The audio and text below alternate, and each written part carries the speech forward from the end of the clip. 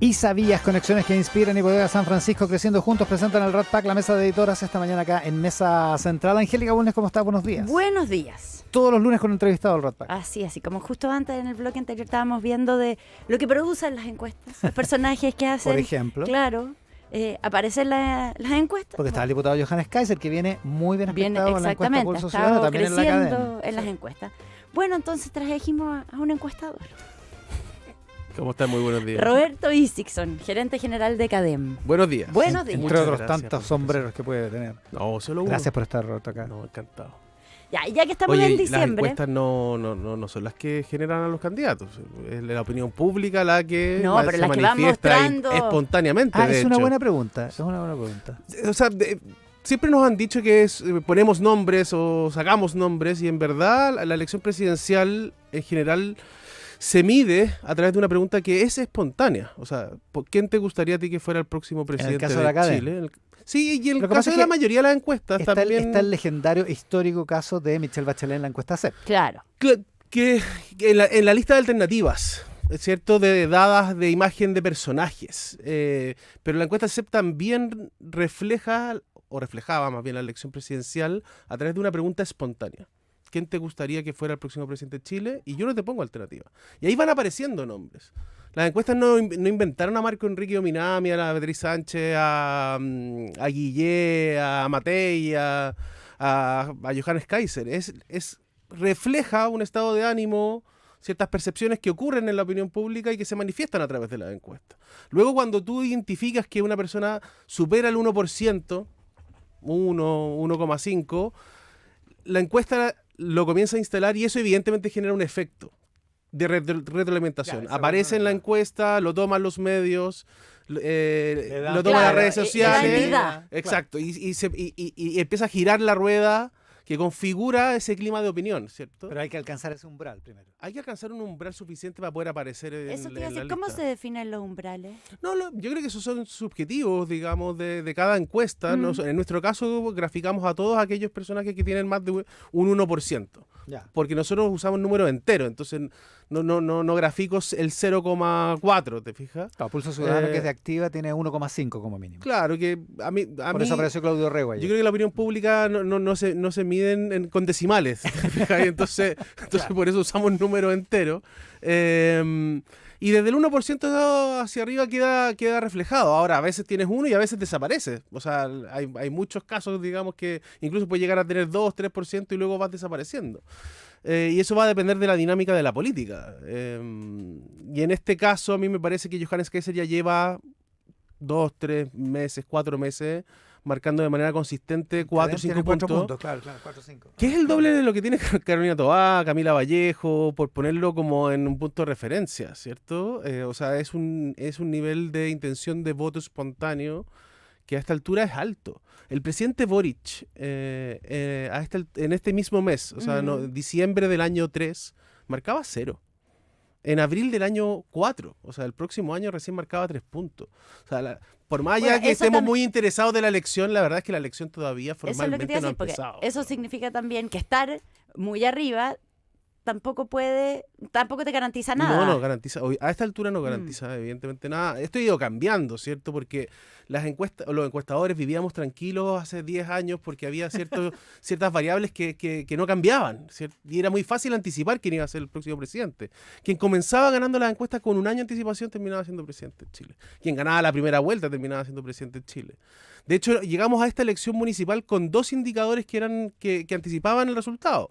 Quien ganaba Santiago y quien ganaba en población gobernada. Ahora uno de esos dos ya no va a anticiparlo, porque es la primera vez que la coalición que gana Santiago no es la misma que gana población gobernada a través de los alcaldes.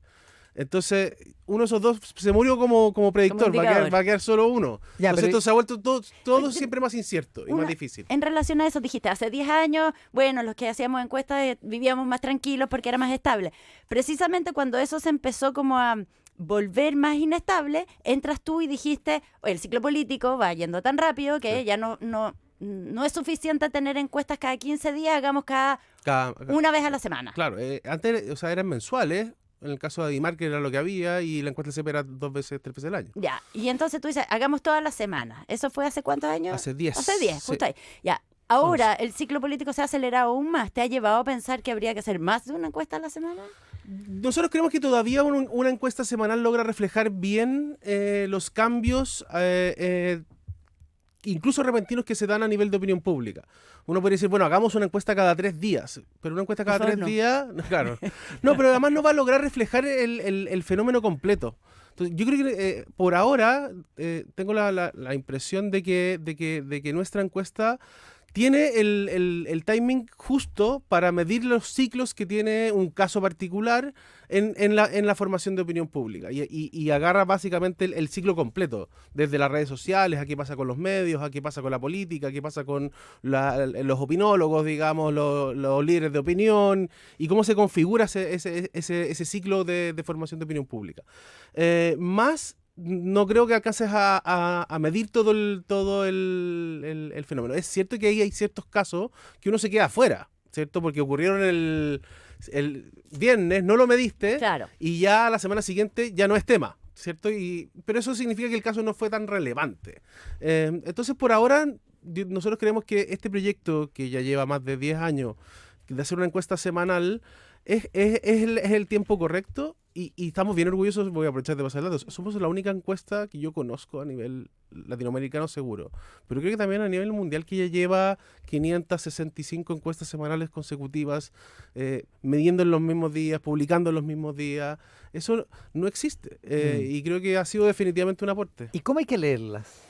Porque normalmente los que somos legos las leemos como muy lineal, muy literales, digamos. Pero tú las lees de otra manera, Robert. Yo creo que hay dos maneras correctas de leerlas. Hay que leer la historia y identificar si un fenómeno si un fenómeno coyuntural tiene potencial de largo plazo. La historia para atrás sirve, digamos. Y también hay que leer la coyuntura, porque evidentemente tiene efectos, ¿cierto?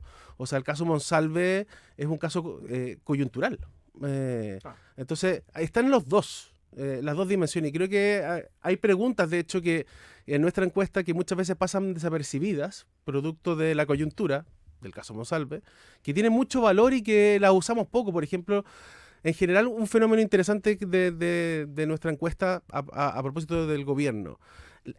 Cuando uno ve la correlación que existe entre la aprobación presidencial y si la percepción del país va por buen camino o mal camino, en general la correlación había sido hasta ahora casi 1. O sea, ¿qué quiere decir casi 1? Que es el mismo resultado. O sea, el nivel de aprobación del presidente con la percepción del buen camino. Este presidente ha tenido consistentemente más aprobación que la percepción de que Chile va por buen camino. Y eso creo que es una luz que te ayuda a entender un poco qué es lo que pasa con la relación entre el gobierno y específicamente la figura del presidente y los chilenos. A ver, que ¿qué no se había pasa dado ahí? con otro presidente, porque es bien interesante que el punto más bajo de aprobación del presidente Boric sea 25%. Fue 25% con Monsalve, fue 25% con el asesinato de los 3 carabineros en Cañete, con los indultos y post-plebiscito, que han sido sus 4 momentos más críticos. Pero no ha caído al 15% que tuvo la presidenta Bachelet, no ha caído al 9% que tuvo el presidente Piñera después del estallido social. Y eso refleja una relación que no habíamos visto hasta ahora, desde Bachelet 1. Y es una relación, yo creo que en primer lugar, que está electoralizada. O sea, este es el único gobierno que ha tenido que enfrentar 4 elecciones desde que comenzó. En general, los gobiernos tienen una sola elección, que es la elección municipal, año 3. En el caso de Piñera fue año 4. Eso por una parte. Y por otra parte, Gabriel Boric, yo creo que logra generar en ese electorado que se expresa de manera permanente, que se ha expresado de manera permanente, un nivel de confianza, cercanía y credibilidad que no había tenido otro presidente. En un nicho específico.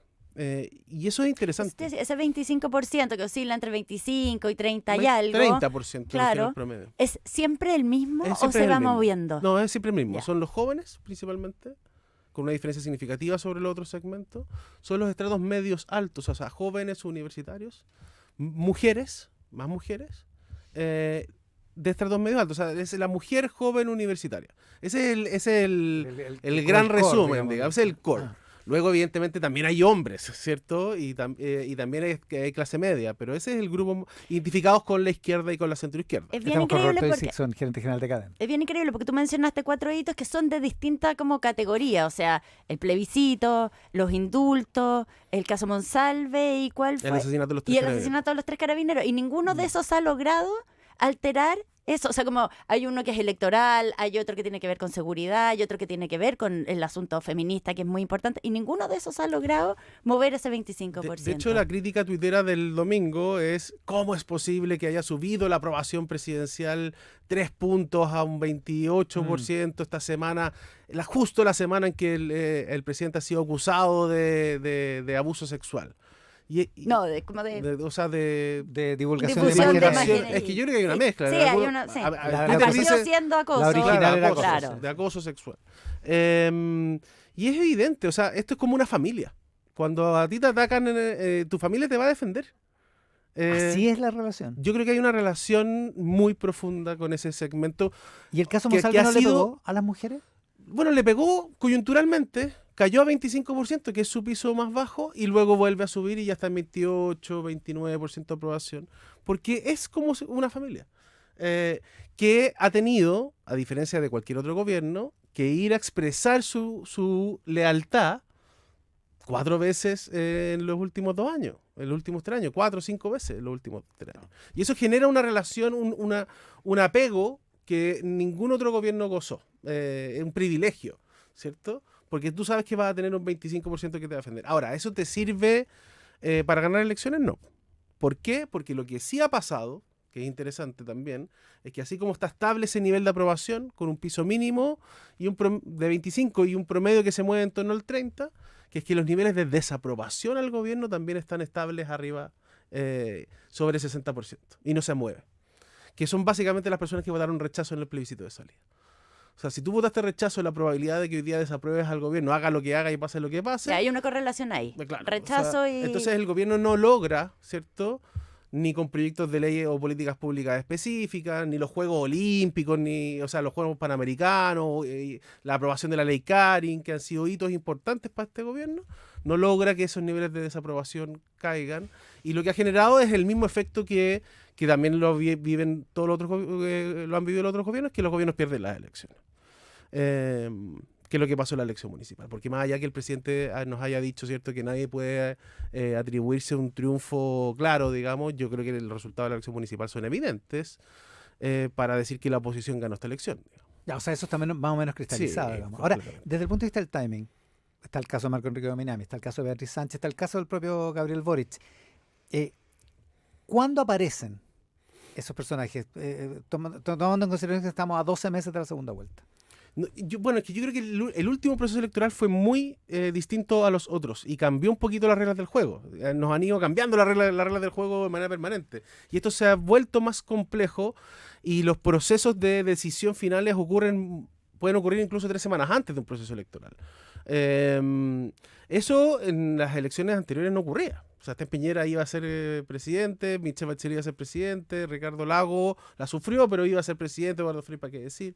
O sea, teníamos claro con años de anticipación quién iba a ganar. Y eso la elección de Boric no Beatriz Sánchez, ocurrió. por ejemplo, que no fue presidenta, pero fue Pero una irrumpió, sorpresa, fue una sorpresa. ¿Cuánto tiempo antes? Es que bueno, también ese proceso también se dio ganando, porque Beatriz Sánchez apareció a la mitad del proceso más o menos, no me acuerdo exactamente, pero debe haber sido al año 2, al año 2 y medio, pero el presidente Boric apareció en abril del próximo año, un mes antes de la primaria, y termina ganando la primaria, y luego termina ganando la segunda vuelta sin haber ganado la primera.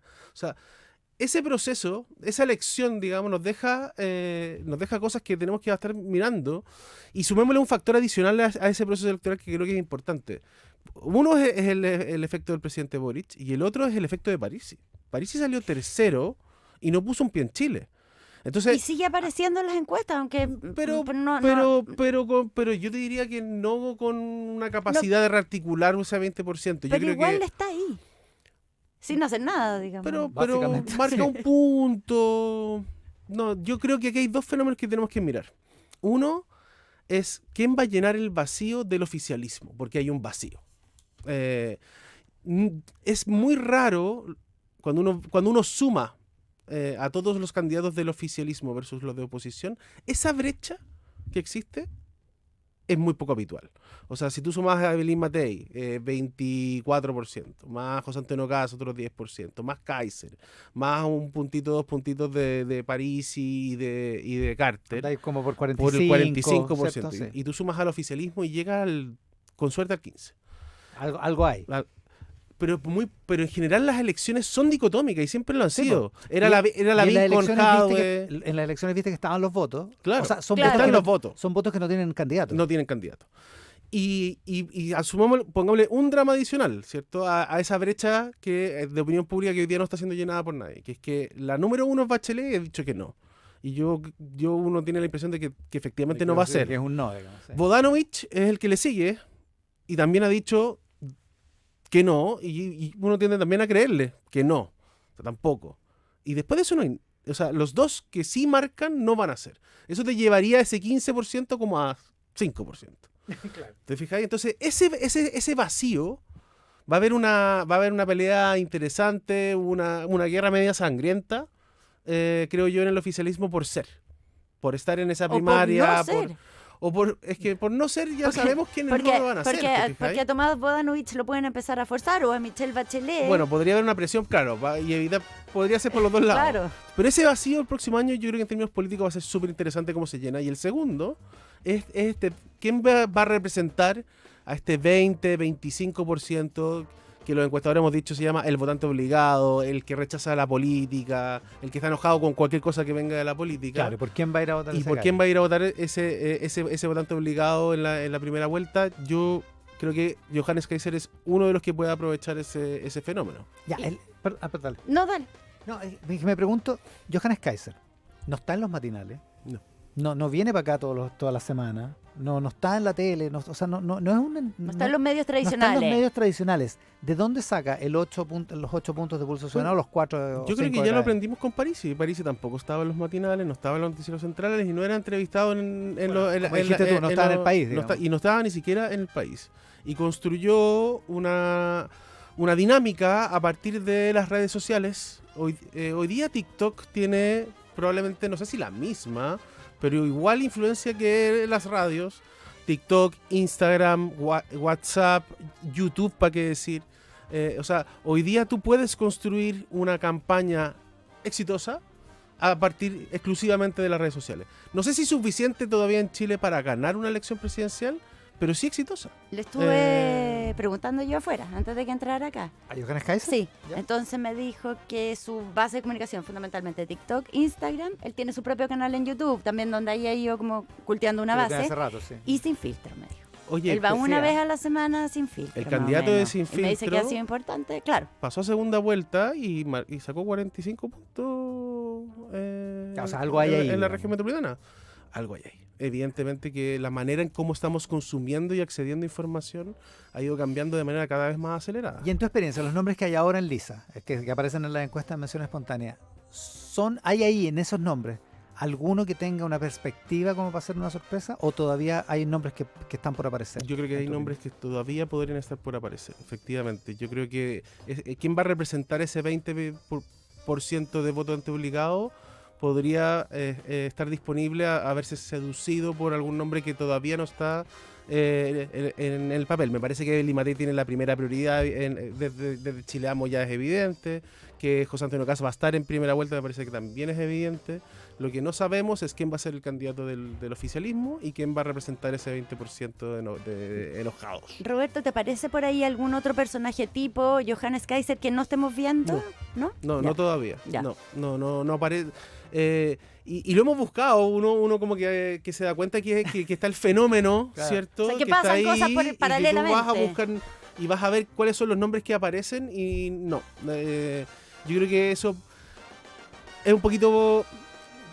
Es un poco injusta la comparación, pero para hacerle la referencia, es como el tanque de Bachelet en su minuto, digamos, ¿cierto? Que cuando se sube al tanque... Un evento un serendípito. Crea un momento icónico. que Ah. genera un movimiento particular. Y yo creo que los nombres que están hoy día, ninguno de ellos reúne esas condiciones, ¿cierto? Y por lo tanto, si es que más allá de Kaiser, si es que llega a aparecer alguien de esa naturaleza, es porque algo ocurrió que que lo moviliza. Y en esa lógica, un nombre de fuera de la política, Bueno, una celebridad, un deportista, algo así. Bueno, yo creo que hemos tenido buenos ejemplos. O sea, Alejandro Guillé, Beatriz Sánchez marcaron 20 y tantos puntos en primera vuelta. Claro, y en ese vienen- momento no venían, no vienen de la política tradicional. Entonces yo creo que efectivamente alguien de los medios de comunicación evidentemente puede ser, tiene potencial de poder articular un discurso, pero de nuevo, no es la lógica izquierda-derecha, porque esos espacios sí van a estar ocupados, digamos, ¿cierto? En otra Es dimensión. una Iván, dimensión es tu completamente momento. distinta. No, estaba, Yo te voto. estaba pensando en nombres, en algunos nombres. Lo que pasa es que no se los vamos a preguntar a Roberto porque es muy... No, claro, no, pero habría que estar mirando otro tipo de encuestas. Por ejemplo, las encuestas de los personajes que aparecen mencionados como personajes de la semana de manera espontánea, la evaluación positiva de los rostros Claro, publicitarios, de claro. los rostros de medios de comunicación, Los Hay- influencers. la lista de los influencers. O sea, yo creo que hay que estar mirando otras cosas, la cantidad de seguidores en TikTok, de reproducciones y likes de los videos. Y también ciertos temas, ¿no? Como la lista de temas. Bueno, yo creo que en las listas de prioridades, Mm. yo creo que están bastante alineadas. Y me parece que para elegir al próximo presidente, me parece que son más bien evidentes. No creo que aparezcan temas nuevos, producto de las necesidades que tiene Chile. O sea, va a seguir siendo delincuencia y crimen organizado. ¿Va a ser la economía? Va a ser economía en segunda dimensión, crecimiento, inversión, empleo, costo de la vida, ¿cierto? Cualquier cosa que mejore el costo de la vida. Yo creo que una cosa interesante que nuestra encuesta ha mostrado y que creo que refleja este fenómeno, porque se ha debatido mucho sobre que Chile se moderó, Chile... ¿Eso te parece esa tesis? ¿Tú la compartes? No. Me parece apresurado. Dice, yo creo que como el dicho, golondrina no hace verano. Ajá. Yo Como decía Jairo. me parece demasiado apresurado llegar a esa conclusión. Porque es cierto que ganó el centro, ¿cierto? Y los candidatos vociferantes perdieron en esta elección. Pero cuando nosotros le preguntamos a los chilenos de qué estilo formal te gustaría que fuera el próximo presidente, déjame ponerte alguna alternativa. Trump, Milei, Pedro Sánchez, Boric, Lula, Trudeau, Bukele. Macron, Bukele, el 45% dice Bukele. Y si tú le sumas el 10% de Trump, que lo sigue después, con 13% son 56%. Y súmale los 7 de Milei, casi un 60%. Está en Por ese ahí en tipo, la mano, en ese ya. perfil. Entonces, y yo creo que ningún candidato presidencial hoy día tiene ese tono Bukele. Se han ido más hacia Milei, ¿cierto? Como más de estadio, pero no como con corbata y chaqueta, pero con un discurso que quiebra el eje. Hoy día la delincuencia y el crimen organizado se ha transformado en un discurso commodity, que funciona desde el gobierno hasta republicanos de la misma manera. El que quiebre el commodity va a tener la posibilidad de hablarle ese 20%. Con Roberto Dixon, gerente interesante general de eso. CADEM, esta mañana aquí en el Rat Pack, la mesa de editoras, aquí en Mesa Central. Roberto, muchísimas gracias por la gentileza. Encantadísimo, gracias.